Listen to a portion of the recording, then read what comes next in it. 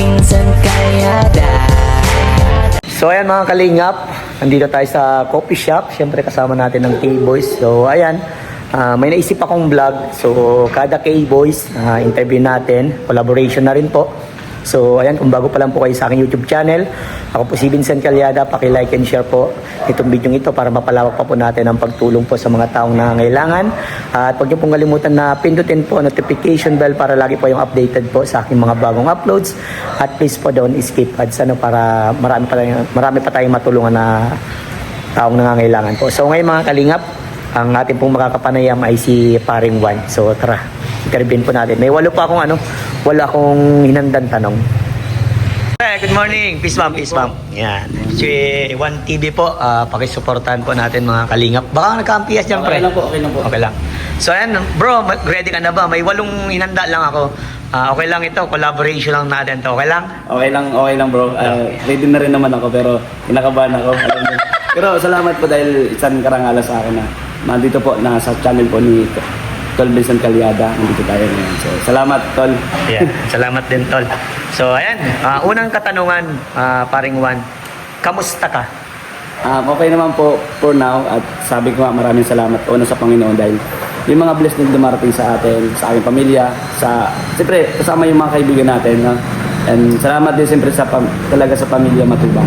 Ano na kay Kuya Bal sa suporta at yung kumbaga yung pagtitiwala, no? Yes. Tayo sa K-Boys. Yes. So, bibigyan tayo ng opportunity na kumita din para sa pamilya at para makatulong pa sa mas marami. Yes, nakikita ko kasi yung ginagawa niyo sa pag-charity. Mahirap din yung ginagawa mo, ha? Kumbaga hindi naman tayo yung talagang solido yung araw-araw charity. Kasi nga ano rin tayo sa budget eh. Normal lang yun sa isang charity vlogger na talagang nakakapos. Pero pag mayroon, sabi ko nga, kagaya mo, Tol Vincent, natuloy-tuloy yung charity. So, pag mayroon, tuloy-tuloy tayo. Pag wala, good vibes video. Tama. Okay. Kung baga, base ka rin kung Yes, gaano ka, kung anong meron ka o wala, di ba? Yes, sir. So, ngayon, pangalawang tanong, saan ka ngayon nakapokus? Nakapokus ako, yung goal ko, yung nga, kumbaga yung pagtulong. Doon tayo nakapokus sa pagtulong eh. And pangalawa yung good vibes video. Yes. Yun yung, siyempre sa pamilya. Yes. So, una yung sa pamilya. Doon ka nakapokus sa pagtulong. Pagtulong. And then, una sa pamilya. Una sa pamilya, yung pagtulong sa kababayan natin. Yes. At yung mas mapalago pa yung ating channel. Yeah. Siyempre, sa tulong yan ng mga viewers. Yung mga viewers Tol Vincent Calyada at sa mga solid viewers ng Team Kalingap. Salamat po sa suporta dahil di natin marating to Kung wala bro, sila. kung wala sila eh. Yes. Wala Tama. Bro. So, ito, pangatlong tanong. Kamusta ang pagbablog mo? So far okay naman dahil nag-enjoy tayo at masaya natin ginagawa. Kasi kung di tayo masaya ang ginagawa yan, wala na tayo sa vlogging. Ayun. Siyempre, dapat talaga sa pagbablog, enjoyin mo lang. Hindi ka, Kasi kung hindi mo na-enjoy yan, hindi ka masaya, hanap ka ng iba. Kasi ganun dati, Bro Vincent din, iba sa trabaho, ay ilang kumpanya nalipatan ko. Kasi pag minsan parang ulit-ulit na lang din na hindi ka masaya sa ginagawa mo, hanap ka ng iba. Pero ngayon naman sa vlogging, bukod sa maging masaya tayo, nakapagpasaya pa tayo ng ibang kababayan natin. Yes. Ang yun talaga dapat sa pinili nating ito trabaho na din ito eh. Trabaho na to. Na dapat piliin natin laging maging masaya. Yes. Lalo na yung mga kasama. Enjoyin dapat, yes. O yung mga kasama. Yeah. Kung masaya ka sa mga kasama mo, matagal ka talaga. Yan, yung pinaka-the best ano. Yes, sir. Dapat maging masaya. Yes. Alright. Number 4 na katanungan, bro. Pero panlima.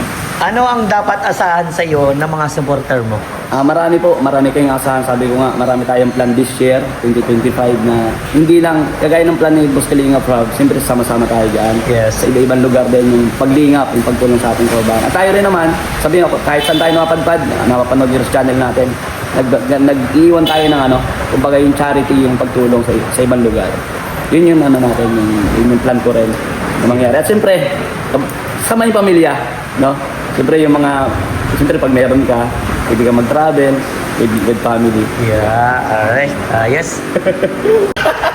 Sorry mo, pre. Ayun, focus tayo sa yung kagaya ng plan ng Boss Rab na kumikot sa iba-ibang lugar din and siyempre sa family.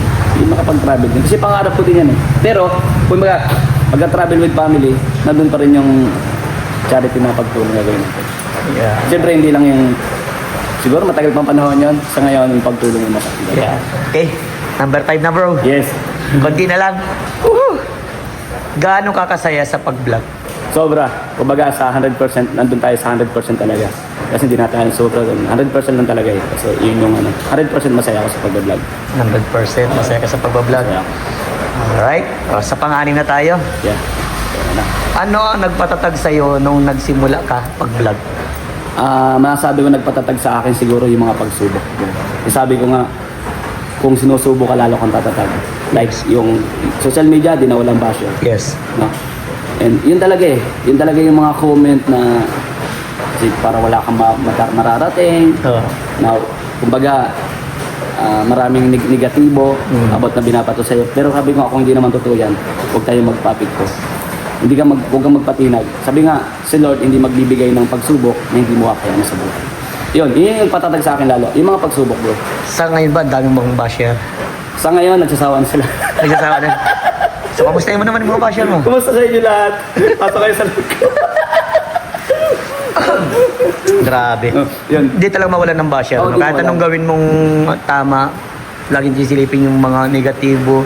Sila kasi nagpapababa ng ano eh. Pero dapat sila yung maging inspirasyon natin Oo. para mas lahat tayong tumatag sa ano. Kasi dinadown ka eh. Oo. Kumbaga parang Pinapay na yung... umaangat ka konti. Gusto ko rin hilahin na pa akong pababa. So, huwag tayong magpapikto po. Yan. Kasi pa nagpapikto tayo. Wala kang marating sa buhay. Yes. Sabi nga, focus your goal. Kung hindi naman makakasama at makakatapang ibang tao, tuloy-tuloy lang tayo. Yeah, pinaka-the best ano. So ito, pampito na. Pampito na tayo no? Yes, dito na po. Ano ang masasabi mo sa mga sumusuporta sa iyo? Ang masasabi ko sa inyo, suportahan niyo po ako, Kuya Bal Santos Matubang, Boss Kalinga Prab, at Edna, at si Ma'am Jack. At sa lahat po ng K-Boys, Calvin Santaryada, mga Kalinga Partners. Salamat po sa inyo. Sabi ko nga, ito lang ang masasabi ko sa lahat.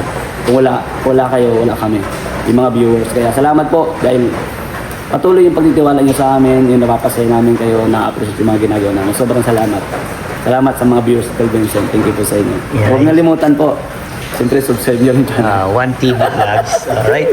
Okay bro, saan nga ng mga nagsusuporta sa akin? Yes, sir. Ito yung pinakamagandang tanong ha. Panguli. Ito na din magiging title natin eh. Kung hindi ka vlogger ngayon, ano ka dapat ngayon? Siguro bro, still rider pa din sa Manila. Siguro nandun pa rin tayo si Grab Rider, si Angkas Bikers. Kasi pinagkasabay-sabay ko yun, si Lala Move. Kasi nga, minsan walang booking sa isa, walang booking sa isa. Doon tayo sa ibang apps. So sabay-sabay ko po yan, kaya trabaho dahil sa pamilya ko. Yes. Kung hindi ako vlogger ngayon, rider pa rin po sa Metro Manila. So talagang nakapokus ka sa pamilya mo. Kasi bukod sa maganda rin ang kita po dyan, hindi naman sa pag-ano po sa pag nasa Career. private sector ka, Oo. private company. Doon ka lang eh. Oo. Kung 550 ka lang. Pero sa labas po, like rider, shoutout sa mga ka-rider natin, mas malaki yung kinikita. Kailangan mo lang ng Sipag. sipag at lakas ng loob. Determinasyon ano? Determinasyon sa buhay. At saka pag-iingat din. Pag-iingat. Kasi Siyempre, nasa kalsada yan eh. Yes, oo. Mahirap yan kasi kumbaga pag nasa kalsada ka, alanganin pa rin. Ano ngayon, lakas ng katawan, Yeah. tibay ng loob. Yeah. Yung ganun yun. Kasi Alaksan to. Yun. Kala ko alaksan to. So ayan bro, grabe, sobrang solid. Salamat Thank you so po. much sa maikling kwentuhan. Natutuwa naman ako sa iyo kasi kahit papaano okay naman yung pagbablog mo. And keep going lang tayo. Always natin priority yung pamilya. Pamilya, sige. Siyempre, huwag tayo makalimot unang-una sa ating Panginoon. Ano? At sa ating magulang. Yes, sa ating magulang. Ipasalamat natin lahat ng bagay na yan sa ating Panginoon. Kung ano man blessing na natatanggap natin. Ano bro, congratulations. Salamat, bro. Tuloy mo lang bro, grabe. Motivation talk. At nalagpasan ko yung 8 na katanungan ni Bro Vincent. Thank you, bro. Mahirap ba? Okay lang. Kundi lang. Thank you. Thank you. Bye-bye. Bye-bye.